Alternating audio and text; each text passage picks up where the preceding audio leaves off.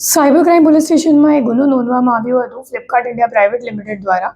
આ કેસમાં ફ્લિપકાર્ટની સામે એવી હકીકત આવી કે ડિસેમ્બર મહિનામાં એક સુખવિલાસ ક્રિએશન નામની સેલર આઈડીમાં એક સાથે ફ્રોડ્યુલન્ટ ઓર્ડર પ્લેસ કરવામાં આવ્યું હતું 5121 ઓર્ડર્સ. અને એમનું એમ કહેવામાં આવ્યું હતું કે મારી જે સેલર પ્રોટેક્શન ફંડ છે તો એ પોલિસીની દુરુપયોગ કરવા માટે સેલર દ્વારા ખોટી ઓર્ડર્સ ઊભો કરવામાં આવ્યો છે. તો આ બાબતે આપણી જે NR પટેલ સાહેબની ટીમ છે એમની દ્વારા ડીપમાં ઇન્વેસ્ટિગેશન કરવામાં આવી અને આખું ટેકનિકલ વર્કઆઉટ કરીને ખબર પડી કે સેમ જ મતલબ એક જ કસ્ટમર આઈડી IP એડ્રેસ અને એક જ મોબાઈલ નંબર દ્વારા અને એક જ ડિવાઇસથી તમામ ઓર્ડર્સ પ્લેસ કરવામાં આવી હતી. અને છેલ્લા 9 દિવસમાં 5121 ઓર્ડર પ્લેસ કરીને જે સેલર પ્રોટેક્શન ફંડની પોલિસી છે ફ્લિપકાર્ટની એનો દુરુપયોગ કરીને ફ્લિપકાર્ટ સાથે 42 લાખ રૂપિયાની છેતરપિંડી કરવામાં આવી છે. આ જે સેલર પ્રોટેક્શન પોલિસી છે ફ્લિપકાર્ટની આમાં એવું છે કે એ લોકો જ્યારે આપણી રિટર્ન વિન્ડો અગર તમે કોઈ કસ્ટમર ઓર્ડર પ્લેસ કરે તો એમની પાસે 7 દિવસનો રિટર્ન વિન્ડો હોય, પણ એ લોકો સેલરને 3 જ દિવસમાં પૈસો આપી દે છે. તો સેટલમેન્ટ કરવાની જે સાયકલ છે એ 3 દિવસની છે અને જે રિટર્નનો વિન્ડો છે એ 7 દિવસનો હોય.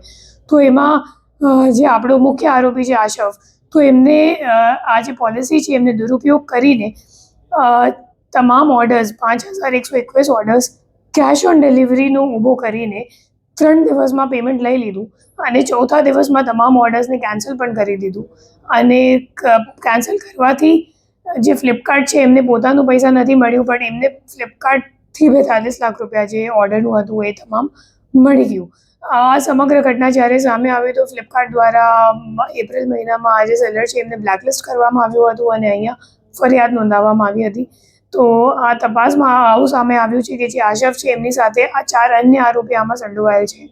આશફનો જે ભાગીદાર છે રક્ષિત, તો એ એકચ્યુઅલી જે બેંક એકાઉન્ટ જે ખાતામાં ટ્રાન્ઝેક્શન થયું છે 2,46,00,000નું 10 મહિનામાં, તો એ બેંક એકાઉન્ટ રક્ષિતના નામ પર છે અને મોબાઈલ નંબર પણ એમનો જ રજિસ્ટર્ડ છે અને બંને છેલ્લા 2 વર્ષથી ઈ-કોમર્સનું કામ કરે છે અને ભાગીદાર છે.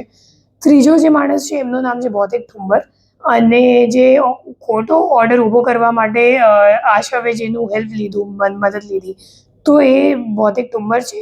ફિર ભૌતિક ઠુંબરનો જે ભાગીદાર હતું તો એમ આશીષ વોરા, તો આશીષ વોરા એ ટેલિગ્રામ મારફતે એક જામતારાનો અજાન્ય માણસ છે જે એકચ્યુઅલી ઓર્ડર ઊભો કરે છે, તો એમનું સંપર્ક કરાવ્યું અને આશરવે દર ઓર્ડરનું 120 રૂપિયા જે જામતારાવાળો મુખ્ય આરોપી છે એમને પેમેન્ટ કરવાનું હતું, એમાંથી 30 રૂપિયા એ લોકો વચેટિયા તરીકે લઈ લેતા હતા. અને ત્રીજો આરોપી છે રોહિત વોરા. જે રોહિત વોરા છે એકચ્યુઅલી એમની જ્યારે આપણી ટીમ ત્યાં એમની ધરપકડ કરવા માટે ગઈ તો ત્યારે ખબર પડી કે એમાં 25 જીમેલ આઈડી છે લોગિન કરેલું એમના સિસ્ટમમાં, અને 25 જીમેલ આઈડીમાં અલગ અલગ એમેઝોન પર અલગ અલગ સેલર આઈડીમાં રજિસ્ટર્ડ છે અને એમાંથી એક પણ જીમેલ આઈડી એમના પોતાનું નામ ઉપર નથી.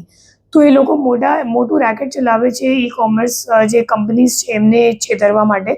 અને એમાં જે મુખ્ય આરોપીઓ છે એ લોકો ઝારખંડના છે અને એ લોકો ટેલિગ્રામ મારફતે આવા લોકોને સંપર્ક કરે છે અને આવા લોકો જે સેલર્સ છે ઈ-કોમર્સના એમને સંપર્ક કરે છે.